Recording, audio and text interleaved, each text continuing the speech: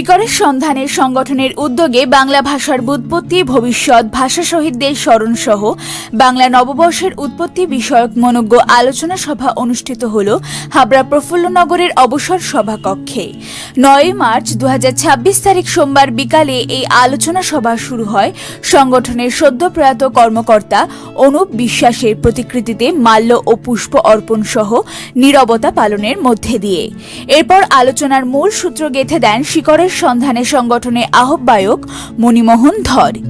সেই সূত্র ধরে একে একে তথ্য ও তত্ত্ববহুল আলোচনায় অংশগ্রহণ করেন অসিত বরণ বিশ্বাস, মৃণালকান্তি সরকার, পঙ্কজ ঘোষ, অধ্যাপক ডক্টর সুবীর কুমার সেন, অবসরপ্রাপ্ত অধ্যক্ষ অমলেন্দু পাজা, অর্কেন্দু গাঙ্গুলি, নন্দা চক্রবর্তী, অচিন্ত শঙ্কর চক্রবর্তী প্রমুখ। এই আলোচনা সভায় অন্যান্যদের মধ্যে উপস্থিত ছিলেন মন্দিরা চক্রবর্তী, হিমাংশু দাস, পল্টু বসু, মুকুল চক্রবর্তী, দুলাল চন্দ্র সাহা, সমর চক্রবর্তী, প্রদীপ সেন, গোবিন্দ চক্রবর্তী, গৌরাঙ্গ আচার্য প্রমুখ। এদিন আয়োজক সংগঠনের পক্ষ থেকে অনুষ্ঠানের সমন্বয়ক ছিলেন সুভাষচন্দ্র দে। সুদিন গোলদারের রিপোর্ট, নিউজ প্রতিধ্বনি, উত্তর 24 পরগনা।